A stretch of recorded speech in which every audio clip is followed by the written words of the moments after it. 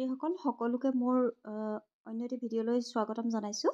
আজিৰ বিষয়বস্তু হৈছে হাইস্কুল শিক্ষান্ত পৰীক্ষাৰ 2023 বৰ্ষৰ অসমীয়া বিভাগৰ প্ৰশ্নোত্তৰখনিৰ আলোচনা। আশা কৰোঁ তোমালোকে ভাল পাবা আৰু মোৰ চেনেলটো ছাবস্ক্ৰাইব কৰি ল'বা, কিয়নো ইয়াতে মই তোমালোকৰ সহায়ক হোৱাকৈ বিভিন্ন ভিডিঅ' দিওঁ। এতিয়া আমি প্ৰশ্নবোৰ চাওঁ আহোঁচোন। 1 নম্বৰ প্ৰশ্ন, অতি চমু উত্তৰ লিখা। চমুকৈ লিখিবলৈ কৈছে, কোনটো যুগক ভাৰতীয় সংস্কৃতিৰ বিস্তাৰ যুগ বুলিব পাৰি? আৰু খটো দিছে সংমিশ্ৰণত অসমীয়া সংস্কৃতি নামৰ পুথিখনৰ লেখক কোন? 2 নম্বৰ আছে, গতিকে আমি শ্বৰ্টকৈ লিখিব লাগিব। চাওঁ আহাচোন উত্তৰকেইটা। নম্বৰ উত্তৰ ক, বৌদ্ধ ধৰ্মৰ প্ৰচাৰ যুগক ভাৰতীয় সংস্কৃতিৰ বিস্তাৰ যুগ বুলি ক'ব পাৰি। আৰু খটো লিখিব লাগিব সংমিশ্ৰণত অসমীয়া সংস্কৃতি নামৰ পুথিখনৰ লেখক হ'ল আব্দুছ ছাত্তাৰ। এতিয়া আমি 2 নম্বৰ প্ৰশ্নটো চাওঁ আহা। 2 নম্বৰটো কৈছে ডিম্বেশ্বৰ নেওগৰ ক, ডিম্বেশ্বৰ নেওগৰ 4খন কবিতা পুথিৰ নাম লিখা। খ, সুৰ বস্তুৰ ওপৰত লোকসংগীতৰ প্ৰভাৱ বুলিলে কি বুজা? আৰু গটো হৈছে অসমৰ সংস্কৃতি বাৰেবৰণীয়া আৰু বৈচিত্ৰ্যপূৰ্ণ হোৱাৰ কাৰণ কি? এতিয়া আমি উত্তৰকেইটা কেনেদৰে লিখিম চাওঁ আহাচোন। ক উত্তৰটো হ'ল ডিম্বেশ্বৰ নেওগৰ 4খন কবিতা পুথিৰ নাম হ'ল মালিকা, 1921 চনত প্ৰকাশ পাইছিলে, থুপিতৰা, মালতী আৰু ইন্দ্ৰধনু। খ উত্তৰটো ভাৰতীয় উচ্চাংগ সংগীত দাক্ষিণাত্যৰ ভাস্কৰ্য কলাৰ দৰেই গাম্ভীৰ্যপূৰ্ণ আৰু বিচিত্ৰ হোৱাৰ লগতে ঠায়ে ঠায়ে এই সংগীতত আমি এক উৰণীয়া ভাৱৰ সংযোগ দেখিবলৈ পাওঁ। ইয়াকেই সুৰ বস্তুৰ ওপৰত লোকসংগীতৰ প্ৰভাৱ বুলি ক'ব পাৰি। সমগ্ৰ অসম ৰাজ্যখনেই বিভিন্ন জাতি, উপজাতি আৰু জনজাতিৰ জনগোষ্ঠীৰে পৰিপূৰ্ণ। সেইদৰে সকলোৰে ভাষা, ধৰ্ম, সংস্কৃতিও বেলেগ বেলেগ। সেইবাবে অসমৰ সংস্কৃতি বাৰেবৰণীয়া আৰু বৈচিত্ৰ্যপূৰ্ণ বুলি ক'ব পাৰি। 3 নম্বৰটো চাওঁ আহা। 3 নম্বৰটো কৈছে তলৰ যিকোনো এটা প্ৰশ্নৰ উত্তৰ লিখা। কমাৰশালত গঢ়িবলৈ হ'লে আগতে জুইশালত গঢ়ি চাব লাগিব। সাঁতুৰিবলৈ শিকিবলৈ হ'লে পানীত ননমাকৈ নহয়। এই কথাষাৰৰ উত্তৰ লিখিবলৈ কৈছে। কথাফাকিৰ তাৎপৰ্য তোমাৰ পাঠ্যপুথিৰ সহায়ত বুজাই লিখা। আমি চাওঁ আহাচোন। উক্ত বাক্যশাৰী আমাৰ পাঠ্যপুথিৰ অন্তৰ্গত সাহিত্যিক ডিম্বেশ্বৰ নেওগদেৱৰ দ্বাৰা ৰচিত ছাত্ৰ জীৱন আৰু সমাজ সেৱা শীৰ্ষক পাঠটিৰ পৰা তুলি অনা হৈছে। বাক্যশাৰীৰ দ্বাৰা কোনো কামত সফলতা লাভ কৰিবলৈ হ'লে যে অনুশীলনৰ প্ৰয়োজন তাকে বুজাবলৈ প্ৰয়াস কৰা হৈছে। কমাৰশালত কোনো বস্তু গঢ় দিয়াৰ আগত যেনেদৰে জুইশালত তপতাই তাক গঢ় দিব পৰাকৈ প্ৰস্তুত কৰি লয়, ঠিক তেনেদৰে আমি কোনো কামত কৃতকাৰ্য লাভ কৰিবলৈ হ'লে কঠোৰ অনুশীলন বা চৰ্চা কৰিবই লাগিব। শিক্ষাৰ্থীসকলৰ ক্ষেত্ৰতো একে কথাই প্ৰযোজ্য হয়। যেনেদৰে সাঁতুৰিবলৈ শিকিবলৈ হ'লে পানীত নামিবই লাগিব বা পানীত ননমাকৈ সাঁতোৰ শিকাটো অসম্ভৱ, ঠিক তেনেদৰে প্ৰকৃত শিক্ষা লাভৰ বাবে বা জ্ঞান দৃঢ়ীকৰণৰ অৰ্থে ব্যৱহাৰিক জ্ঞান বা চৰ্চাৰ নিতান্তই প্ৰয়োজন। গতিকে উক্ত প্ৰসংগতে সাহিত্যিক ডিম্বেশ্বৰ নেওগদেৱে বাক্যশাৰী উল্লেখ কৰিছে বুলি ক'ব পাৰি। খটো ভাৰত বুৰঞ্জীত কেনেকৈ স্থানীয় আৰু বহিৰাগতৰ মাজত এটা সাংস্কৃতিক সমন্বয় গঢ়ি উঠিছিল তাৰ প্ৰমাণো অলেখ আছে। ভাৰতীয় সংস্কৃতি পাঠটিৰ সহায়ত বুজাই লিখা। উক্ত বাক্যশাৰী আমাৰ পাঠ্যপুথিৰ অন্তৰ্গত হেম বৰুৱাদেৱৰ দ্বাৰা ৰচিত ভাৰতীয় সংস্কৃতি নামৰ প্ৰবন্ধটিৰ পৰা তুলি অনা হৈছে। ভাৰতীয় সংস্কৃতি হৈছে এক সমন্বয়ৰ সংস্কৃতি। অতি প্ৰাচীন কালৰ পৰাই বিভিন্ন জাতি, উপজাতিৰ সংমিশ্ৰণত এই সংস্কৃতি গঢ় লৈ উঠিছে। বুৰঞ্জীত উল্লেখ আছে যে আৰ্যসকল ভাৰতবৰ্ষলৈ অহাৰ আগতে ইয়াত অনাৰ্যসকলে বাস কৰিছিল। আৰ্যসকলে লগত লৈ অহা সংস্কৃতিতকৈও অনাৰ্যসকলৰ এক চহকী সংস্কৃতি আছিল। আৰ্যসকলে অনাৰ্য সংস্কৃতি গ্ৰহণ কৰি নিজকে আৰু বেছি চহকী কৰে আৰু আৰ্য অনাৰ্যৰ মাজত থকা ভেদভাৱ বহু পৰিমাণে আঁতৰাই মিলনৰ সেতু গঢ়ে। আৰ্যসকলে অনাৰ্য সংস্কৃতি চালি জাৰি চাই সু-সংস্কৃতিবোৰ নিজৰ কৰি সামৰি লৈ এক বিশাল ভাৰতীয় সংস্কৃতি গঢ়ি তোলে। মহেঞ্জোদাৰো আৰু হৰপ্পাত পোৱা প্ৰাচীন স্মৃতি চিহ্নই ইয়াৰ প্ৰমাণ দিয়ে। আদিতে আৰ্যসকলৰ দেৱী পূজা নাছিল। শিৱক অনাৰ্যৰ দেৱতা বুলি কোৱা হয়।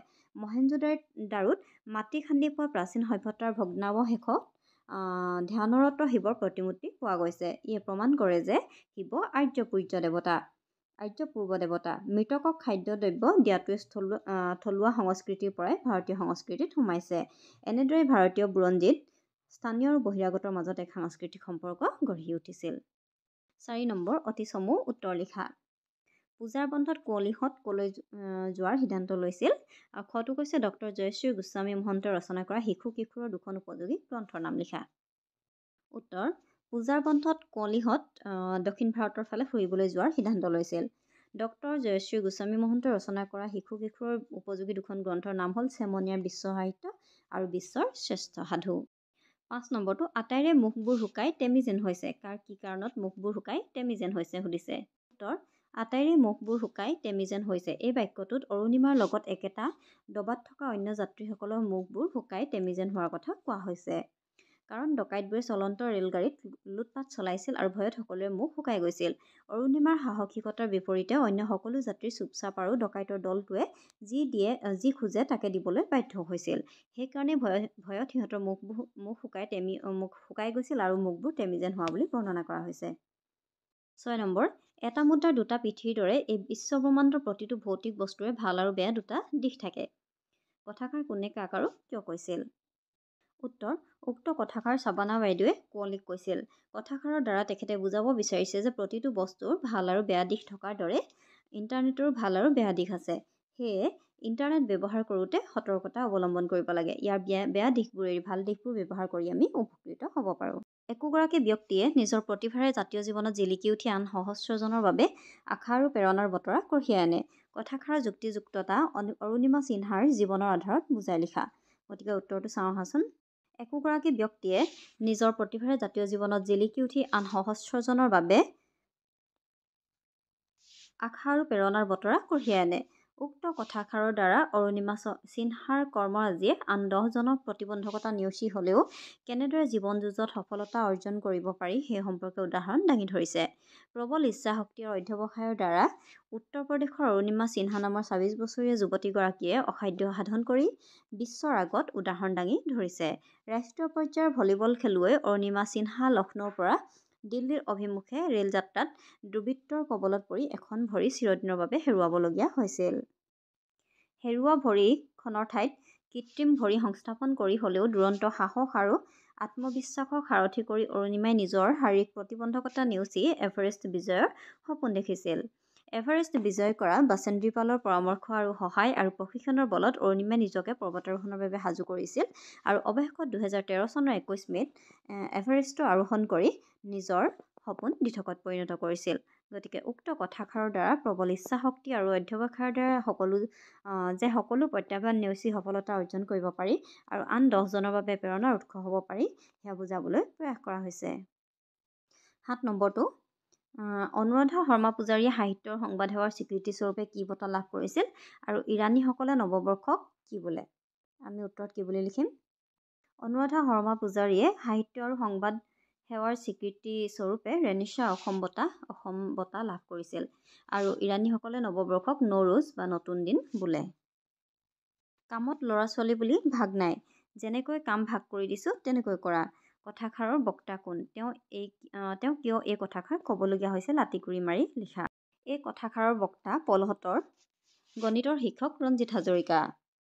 পলহত পঢ়া বিদ্যালয়খনৰ ৮ম আৰু ৯ম শ্ৰেণীৰ শিক্ষাৰ্থীসকলক কাজিৰঙা অভয়াৰণ্যলৈ নিয়া হৈছিল। দুখন বাছত হুলস্থুল আৰু নাচ গান কৰি শিক্ষাৰ্থীসকল আগবাঢ়িছিল কাজিৰঙা অভিমুখে। বাছৰ ভিতৰতে শিক্ষকসকলে ছাত্ৰ-ছাত্ৰীৰ মাজৰ পৰা নেতা নেত্ৰী পাতি দিলে। পাহি আৰু বিদিশাক দায়িত্ব দিয়া হ'ল বাছত থকা ছাত্ৰ-ছাত্ৰীৰ সংখ্যা গণনা কৰিবলৈ আৰু অসুবিধাসমূহ চকু দিবলৈ। ৯ম শ্ৰেণীৰ সৌৰভ আৰু আফতাবক দায়িত্ব দিয়া হ'ল খাদ্যবস্তুৰ পেকেট আৰু পানীৰ বটল সকলোৰে মাজত সমভাৱে বিতৰণ কৰিবলৈ। সৌৰভে কামটো টান পাই ক'লে যে পাহি আৰু বিদিশাই খাদ্য বিলাওক। সৌৰভ আৰু আফতাবে সিহঁতক দিয়া কামটো কৰিব। সৌৰভে যুক্তি দি ক'লে, আমি যিহেতু ল'ৰা, লগৰীয়াবোৰে উৎপাত কৰিলে শাসনো কৰিব পাৰিম আৰু অসুবিধাসমূহো চাব পাৰিম। সৌৰভৰ কথা শুনি গণিতৰ শিক্ষক ৰঞ্জিত হাজৰিকাৰ খং উঠিল আৰু তেখেতে উক্ত কথাষাৰেৰে সৌৰভ আৰু আফতাবক বুজাব বিচাৰিলে যে ল'ৰা ছোৱালী সমান, ছোৱালীয়ে কৰিব পৰা কাম ল'ৰাইও কৰিব পাৰিব লাগিব।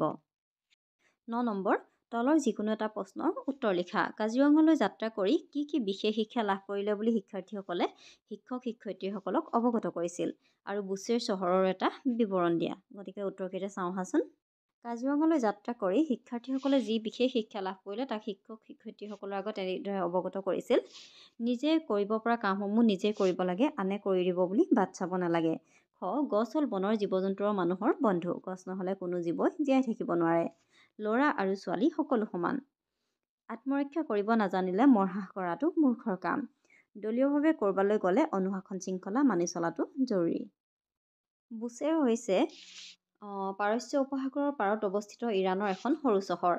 ই হৈছে এখন বন্দৰ নগৰী। ই এখন সৰু চহৰ হ'লেও ইয়াৰ ৰাস্তা ঘাটবোৰ অতি সুপৰিকল্পিত আৰু পৰিষ্কাৰ পৰিচ্ছন্ন। চহৰৰ ৰাস্তাবোৰ 4 শাখাযুক্ত আৰু মাজত ডিভাইডাৰ থকা। এই ডিভাইডাৰসমূহ যথেষ্ট চাফা। চহৰৰ প্ৰতিটো ঘৰ সুৰক্ষিতভাৱে ওখ ওখ দেৱালেৰে আৱৰা আৰু আৱাসিক অঞ্চলৰ ঘৰসমূহ 2 বা 3 মহলীয়া। এই চহৰখন খেজুৰৰ বাবে বিখ্যাত। বুশ্বেৰ ইৰাণৰ এটা সামৰিক ঘাটি য'ত এটা নিউক্লিয় ৰিয়েক্টৰ আছে।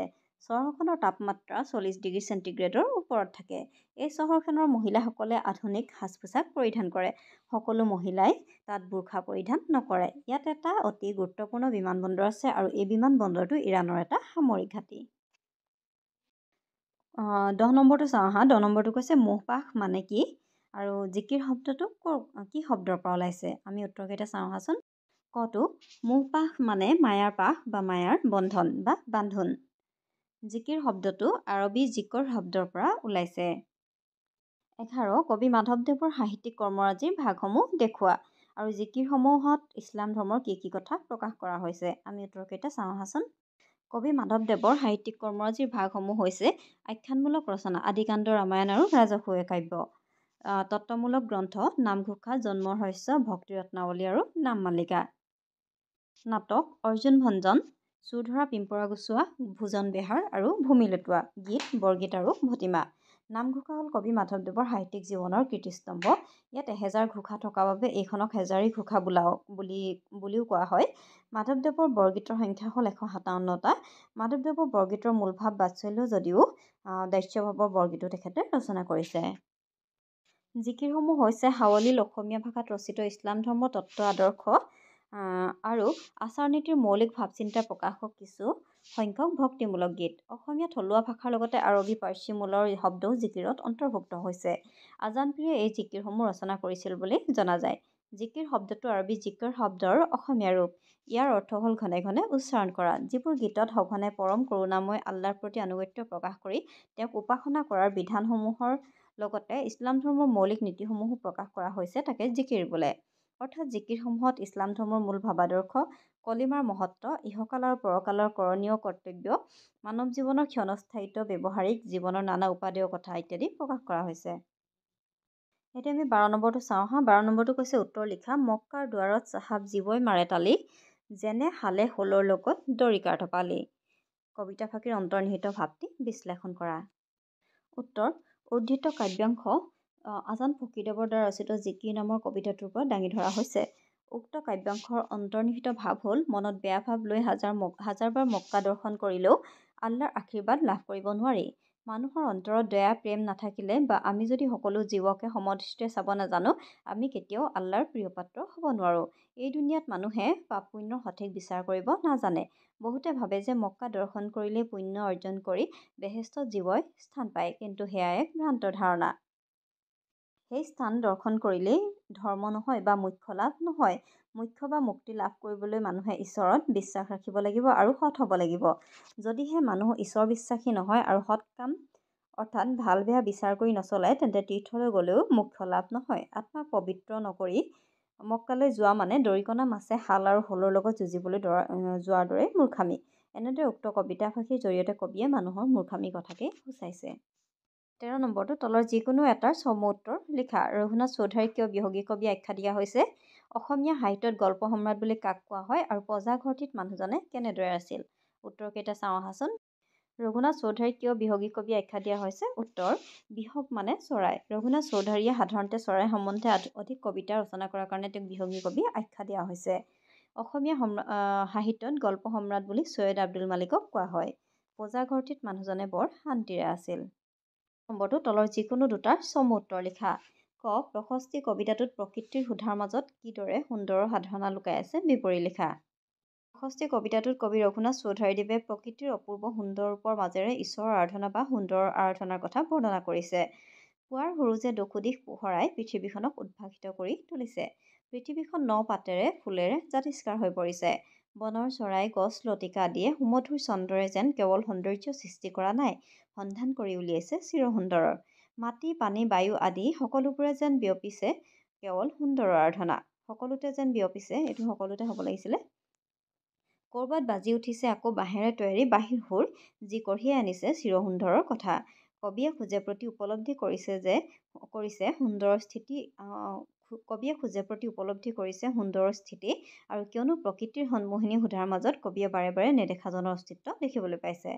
প্ৰকৃতিৰ ৰূপ আৰাধনাৰ আঁৰত কবিতাটোত ঈশ্বৰ ভক্তিৰ এক ছবি প্ৰতিফলিত হৈছে। টো অসমলৈ যুদ্ধ কৰিবলৈ আহি মোগলসকলে অসমৰ ৰূপ কিদৰে বৰ্ণনা কৰিছে বুজাই লিখা। পৰাক্ৰমী মোগলসকলে দেশ বিজয় কৰিবৰ বাবে অসমলৈ আহি অসমত প্ৰৱেশ কৰি ইয়াৰ প্ৰাকৃতিক সৌন্দৰ্য দেখি তেওঁলোক আচৰিত হৈ পৰিছিল। চৌদিশে অসম ভূমিৰ গছৰ পাতবোৰ যেন মীনা কৰা নিয়ৰসিক্ত দুবৰিৰ পাতবোৰ যেন মুকুতা সদৃশ হৈ পৰিছিল। অসমখনৰ নৈ বালিত সোণ এনেদৰে পোৱা গৈছিল যেন পুঠি মাছৰ দৰে ক্ষুদ্ৰ মাছেও কাণত সোণৰ থুৰীয়া পিন্ধিছিল। ভেকুলীবোৰে কপালত ফুট লৈ সাজি কাচি আছিল। কৃষিপ্ৰধান দেশ অসমখন আহোম স্বৰ্গদেৱে চাউলৰ গুৰিৰে সান্দহ খাই জীয়াই থকা মানুহ ইমান বলৱন্ত হ'ব পাৰে বুলি মোগলে কেতিয়াও কল্পনা কৰিব পৰা নাছিল। ৰংঘৰ কাৰেংঘৰ আদি প্ৰাসাদেৰে অসম যেন স্বৰ্গপুৰীৰ দৰে। আহোম স্বৰ্গদেৱে চাউলৰ গুৰিৰে দৌল সাজে, হাঁহ কণী চাউলেৰে দেউল সজায়। অসমৰ ধূলিত সোণ হীৰা-মণি মৰকত বাগৰি থাকে। আনকি মাটিৰ চৰুত ভৰাই ঘৰে ঘৰে বিলোৱা হৈছিল সোণ ৰূপৰ দৰে মূল্যৱান ধাতু। মূল্যৱান সম্পদেৰে পৰিপূৰ্ণ অসমৰ লোকসকলৰ মুখৰ মাত অমৃতসনা। এই দেশখন ভক্তি ধৰ্মৰ বাবে বিখ্যাত। নাম কীৰ্তন আদি সুললিত সুৰে এই দেশৰ ৰূপ সৌন্দৰ্য দুগুণে চৰায়। মোগলসকলে উপলব্ধি কৰিছিল যে অসমৰ দৰে ৰূপ সৌন্দৰ্যৰ দেশ পৃথিৱীত আৰু ক'তো নাই। হেৰা অচিনাকি মানুহজন, তোমাক কি লাগে হে ইয়াত? কোনে কিয় কবিক এনেদৰে সুধিছে বুজাই লিখা। উক্ত কথাষাৰি কবিক এগৰাকী বৃদ্ধ মানুহে কৈছিল। এদিনাখন কবিয়ে সন্ধিয়া সময়ত নগৰৰ এটা বাটেৰে গৈ আছিল। যি বাটেৰে কবিয়ে গৈ আছিল সেই বাট ২৫০০ বছৰ আগেয়ে এটা কেঁচা আলিবাট আছিল, য'ত আছিল কেৱল এটা পঁজাঘৰ আৰু এই পঁজাঘৰটোৰ সন্মুখতে কবিয়ে লগ পাইছিল এগৰাকী বৃদ্ধ লোকক। সেই বৃদ্ধ লোকজন সহজ সৰল আৰু আন্তৰিকতাৰে কবিক কৈছিল যে সেই পঁজাটোত তেওঁ শান্তিৰে থকাৰ কথা। কবিয়ে সেই একে ঠাইতে ২৫ বছৰ পিছত দেখিলে তাত এটা ৭-মহলীয়া অট্টালিকা আৰু সেই অট্টালিকাটোৰ সন্মুখত ৰৈ থকা এগৰাকী বৃদ্ধ লোকক। কবিয়ে পদূলিত ৰৈ থকা দেখি সন্দেহৰ দৃষ্টিৰে চাই বৃদ্ধগৰাকীয়ে কবিক ৰৈ থকাৰ উদ্দেশ্য সুধিছিল যে হেৰা অচিনাকি মানুহজন, তোমাক কি লাগে হে ইয়াত? উক্ত প্ৰসংগতে কবিয়ে উক্ত কথাষাৰ উল্লেখ কৰিছে। ১ উত্তৰ লিখা ক মন্দিৰৰ উপেক্ষিত ৰবাব ফুলেও দিছে যাচি প্ৰেম পৰিমল। কবিতাফাঁকিৰ অন্তৰ্নিহিত ভাৱটি বিশ্লেষণ কৰা। উক্ত কাব্যাংশৰ জৰিয়তে প্ৰশস্তি কবিতাটোত কবিয়ে প্ৰকৃতিৰ সৌন্দৰ্য আৰাধনাৰ মাজেৰে সুন্দৰৰ আৰাধনাৰ এক ছবি প্ৰতিফলিত কৰিছে। বেলিৰ পোহৰে পোহৰাই তোলা পৃথিৱীত যেন গছে বনে নৌসাজেৰে সজাই তুলিছে। চৌদিশে ফুলি থকা ফুলবোৰ আনন্দেৰে ভৰি পৰিছে। চৰাই-চিৰিকটিৰ গানে যেন সকলোতে দেৱতাৰহে সন্ধান দিছে। মন্দিৰত উপেক্ষিত হৈ ৰোৱা ৰবাব ফুলেও যেন প্ৰেম যাচিছে। কবিয়ে অমৃতৰ সন্তান মানুহক কালৰাত্ৰিৰ শেষত মুক্তিৰ বাট বিচাৰিবলৈ আহ্বান জনাইছে। কৃষক বেণুৱে বতাহত স্ৰষ্টাৰ গান গাইছে। কবিয়ে ভক্তবৃন্দক তন্দ্ৰা ত্যাগ কৰি সুন্দৰৰ ৰূপ ধ্যান কৰিবলৈ আহ্বান জনাইছে।